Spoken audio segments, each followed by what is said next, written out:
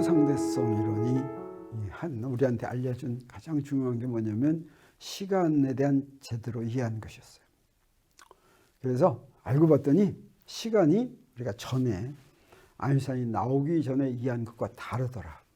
시간이 공간과 똑같은 것이더라. 그래서 뭐라고 얘기하냐면 시간과 공간을 합쳐서 우리가 보통 3차원 공간이 있고 시간 따로 있다고 생각한 것을 아인슈타인이 나오면서 1905년에 아인슈타인이 나오면서 우리가 4차원 시공간에 살고 있다.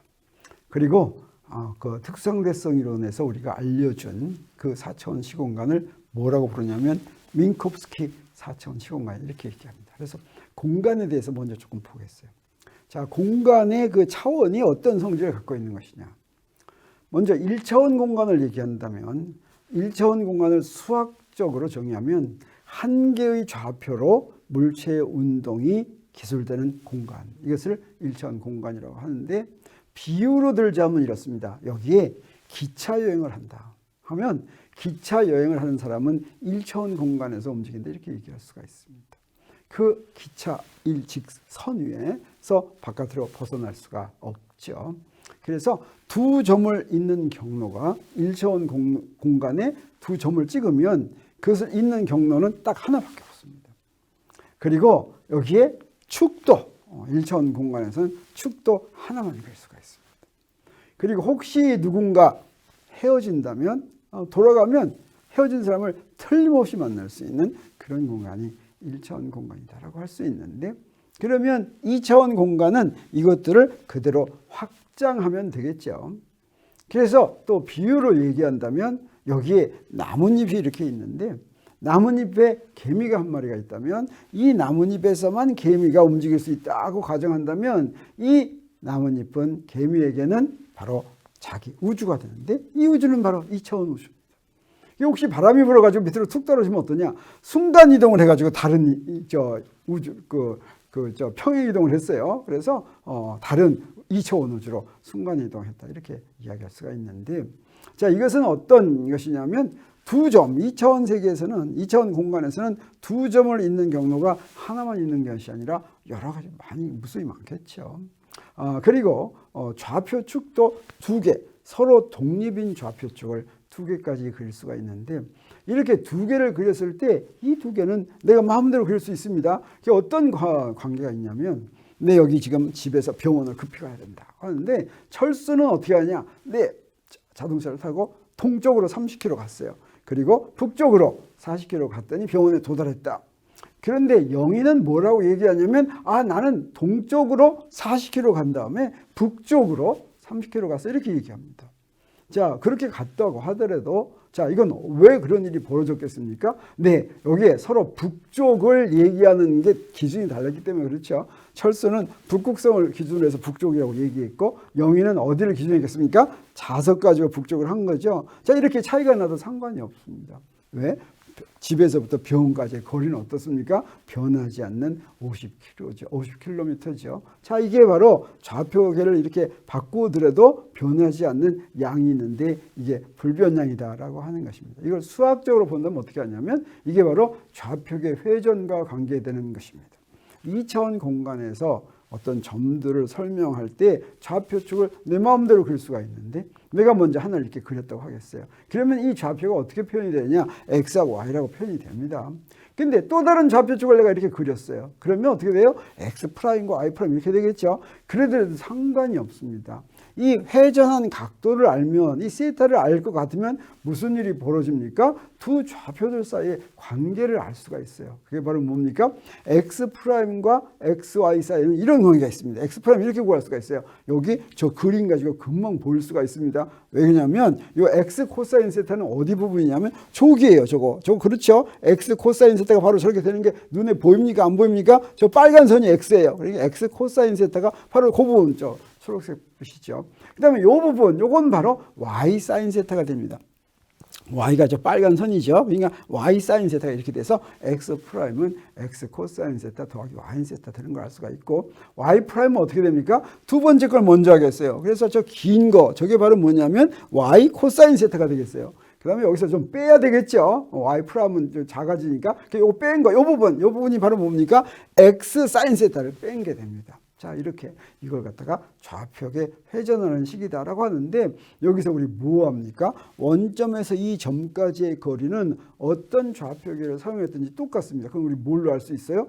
자, x 처음 좌표, a 좌표계에서는 자, 요 삼각형에서 x제곱 더하기 y제곱이 l제곱이 되죠. 그런가 하면 자, 회전된 좌표계에서는 어떻습니까? 자, 이 삼각형에서 x 프라임 제곱 더하기 y 프라임 제곱이 l 제곱이 되죠. 그래서 이렇게 원점에서 그 점까지의 거리는 불변이다, 또는 두 점 사이의 거리는 좌표계 회전에 대해서 불변이다, 이렇게 이야기를 합니다. 그런데 여기에 지금 물리에서 스칼라와 벡터 이야기를 할 때, 스칼라와 벡터를 우리 고등학교 배울 때, 그 다음에 대학교 배울 때 막 이렇게 다른데, 자, 우리 고등학교 때는 어떻게 얘기했냐면 스칼라는 크기만 갖느냐, 벡터는 크기와 방향을 갖느냐, 이렇게 얘기했죠. 근데 대학교에서는 여러분이 혹시 나한테 배웠다면 스칼라는 먼저 물리량을 정의하고, 물리량이란, 자, 스칼라 벡터가 다 물리량에 해당하는 겁니다. 물리량이란 자연현상을 숫자로 나타내는 것인데, 숫자 하나로 나타낼 수 있으면 그게 스칼라고, 3차원 공간에서 숫자 3개로 나타낼 수 있으면 그게 벡터다, 이렇게 정의를 했었는데, 사실은 이것도 완전한 것이 아니라 전문가는 어떻게 하냐면 좌표계 회전과 관계 있습니다. 좌표계 회전을 하더라도 안 바뀌는 양, 이건 스칼라고, 좌표계 회전을 하는데 위치 벡터처럼 바뀌는, 위치 벡터가 xy죠. 그래서 여기에 위치 벡터가 이렇게 바뀌었습니다. 그러면 힘도 벡터이려면 힘을 두 좌표계에서 표현했을 때 힘의 성분 사이에 딱 이런 관계가 만족해야 되는데, 여기에 써있는 계수가 어떻습니까? 저 계수하고 똑같죠. 자, 그런 걸 만족해야지, 위치 벡터와 똑같이 좌표계 회전에 대해서 변환을 해야지 그것이 벡터다. 그래서 벡터는 좌표계 회전에 관련해서 정의되는 양이다라고 하는 게 가장 전문적인 벡터에 대한 이야기가 되는데, 우리 이제 이 벡터를 특성대성 이론에서는 확장을 해가지고 4차원 벡터를 만들려고 합니다. 그래서 이 벡터에 대한 정의를 우리 잘 알고 있는 게 좋겠어요. 그러면 이제 마지막으로 3차원 공간은 어떻습니까? 3차원 공간은 어떠냐면 좌표축을 3개 그릴 수 있는 공간이죠. 네, 그리고 우리가 보는 세상, 우리가 사는 이 세상은 사실은 우리 공간에다가 좌표축을 그리려면 3개 이상 그릴 수가 없습니다.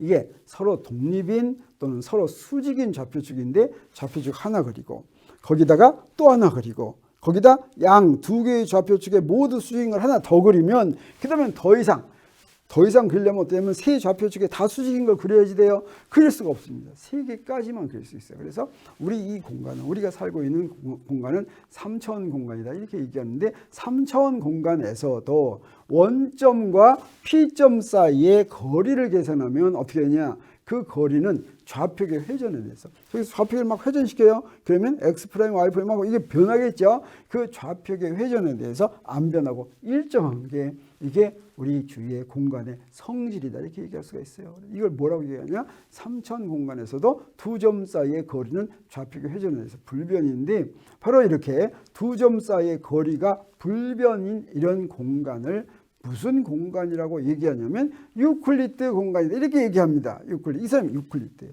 그러니까 유클리드에서는 벌써 3000년 전에 기하학 원본 이런 책을 썼죠. 그래서 이 공간에 대한 성질을 잘 얘기했는데, 그 공간이 어떤 공간이요? 평평한 공간이 되겠어요. 어떤 성질을 갖느냐? 예를 들어서 1차원 공간이란 거리 제곱이 이렇게 표시되고, 이거 1차원에서는 좌표계 회전이 없겠죠. 네, 여기 그대로 이렇게 됩니다.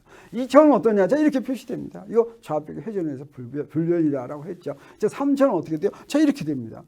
자, 그러면 이런 식으로 한다면 우리가 그냥 머릿속에서 4차원 공간으로 확장할 수가 있겠습니까? 없겠습니까? 네, 수학적으로 바로 확장할 수가 있겠어요. 이렇게 하면 되겠죠. 이렇게 하나 더 붙이면 되겠어요.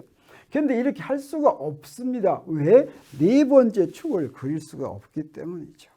근데 아까 무엇이라고 얘기했습니까? 우리 상대성 이론이, 특수상대성 이론이 우리가 지금 4차원 공간에 살고 있다고 얘기했다고 그랬죠.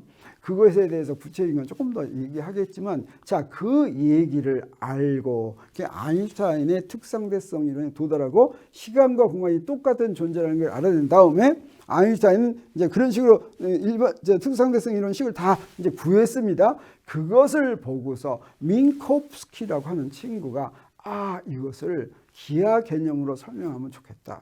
라고 해서 4차원 시공간의 개념을 만들어냈습니다.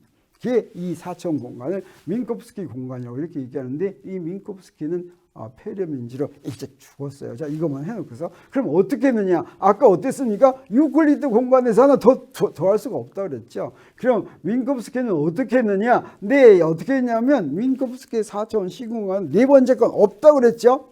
없는 거는 어떻게 만들면 좋겠습니까? 없는 거를 다루는 수학적인 방법이 있어요. 그게 바로 뭐냐면 허수입니다. 허수는 존재하지 않는 거예요. 왜 존재하지 않습니까? 허수란 바로 뭐냐면 허수 i는 제곱하면 마이너스 1이 되는데 이 세상에 제곱해 가서 마이너스가 되는 게 있습니까? 없습니까? 없죠. 그래서 이건 존재하지 않는다라고 하는 뜻입니다. 그래서 네 번째 성분을 여기다가 i를 딱 해놨어요. 그게 딱 제곱을 하니까 그게 뭐가 돼? 마이너스가 되죠. 여기에 CT 이렇게 쓴 건 뭐냐면 우리 시간이 공간과 같은지 모르고 다른 단위를 사용했습니다. 그래서 단위를 통일하기 위해서 C를 딱 해주면 차원이 이게 길이의 차원이면 CT도 길이의 차원이 됩니다. 그래서 여기다 CT 이렇게 항상 붙여줬어요. 특상대성 이론에서는 시간좌표 얘기할 때 항상 CT 이렇게 씁니다. 그리고 여기다 I를 딱 붙여줬더니 어떻게 됩니까? 여기에 마이너스 부호가 나왔죠. 이걸 갖다가 4차원 시공간의 간격이다 이렇게 얘기합니다. 이 4차원 시공간의 간격이 무엇에 의해서? 좌표계 회전에 의해서 변하지 않는다라고 하는 것이 민코프스키의 4차원 시공간의 성질이 되겠습니다. 자, 이렇게 해석할 것 같으면 특수상대성 이론이 잘 이해가 된다라고 하는 것이죠. 그래서 4차원 시공간이라는 걸 알게 되니까 우리 새로운 개념을 익히게 됐어요. 뭐냐면 3차원 공간에서의 개념들을 확장을 시켰습니다. 그래서 3차원 공간의 한 점, 이건 뭐예요? 좌표 3개로 결정되는 거죠. 이걸 점이라고 한다면 4차원 시공간에서 4개의 좌표로 정해지는 거, 이걸 뭐라고 부르냐면 사건이다라고. 이건 특상대성 이론에서 나오는 용어입니다. 이거 물리량이에요. 그래서 사건 하면 x, y, z하고 ct까지도 정해진 거, 이걸 갖다가 사건이라고 부릅니다. 그리고 자, 점이 모인 공간, 이걸 그냥 스페이스라고 한다면 4개의 사건들, 4개의 좌표로 이루어진 사건들의 흔적, 이걸 뭐라고 그러냐면 세계, 월드다 이렇게 얘기하면 그럴듯하죠. 그래서 이거는 4차원 시공간을 얘기하는 거라고 얘기할 수가 있겠어요? 3차원 공간. 그 다음에 여기에 오빗이 있는데 이건 3차원 공간에서 흔적이라고 얘기한다면 4차원 시공간에서 흔적은 뭐라고 부르냐면 월드 라인이다, 세계선이다 이렇게 부릅니다. 그래서 우리가 세계선을 좀 그려볼 수가 있겠어요. 자, 어떤 세계선 그려보냐면 자, 이런 세계선 그려보겠어요. 자, 축이 4개니까 4개 다 그리기 어렵죠. 그래서 공간은 한꺼번에 축 하나로 딱 그리겠어요. 그리고 시간축이 있다고 한다면 자, 이런 세계선, 이 세계선은 바로 뭐냐? 어때요? 자, 이렇게 해놨으니까 위치가 바뀝니까? 안 바뀝니까? 위치가 안 바뀌어요. 제자리에 가만히 있습니다. 근데 시간은 어때요? 흘러가죠. 그래서 어떤 위치에 가만히 있는 물체의 세계에서는 바로 이렇게 시간축의 평행한 선이 직선이 되겠습니다. 그래서 이건 위치 X의 정지에 있는 물체의 세계선이라고 한다면 여기에 이렇게 비스듬하게 있으면 기울기가 있으면 어떻게 되겠어요? 이거는 네, 위치도 바뀌고 시간도 가지요. 직선으로 되어 있으면 이거 등속도 운동하는 것입니다. 그래서 여기에 x고 t라고 한다면 네, 요거 t분의 x가 바로 뭐에 해당하겠어요? 이게 바로 속도겠죠. 이 물체의 속도. 그래서 원점에 놓인 물체가 플러스 x축 방향으로 속도 v로 등속도 운동하는데 그 v는 어떻게 결정이 돼요? 탄젠트 v가 ct분의 x. 그러면 c분의 v인데 이 c분의 v를 특상대성이라는 베타라는 문자로 표시합니다. 그래서 베타가 1이면 광속, 베타가 0.5면 광속의 절반 이렇게 되는 거예요. 그래서 이 베타는 광속의 단위로 속도를 표시한 그런 것이다 라고 할 수가 있습니다. 또 세계선 한번 그려보겠어요. 자, 이런 세계선 그리면 어떻게 될까? 자,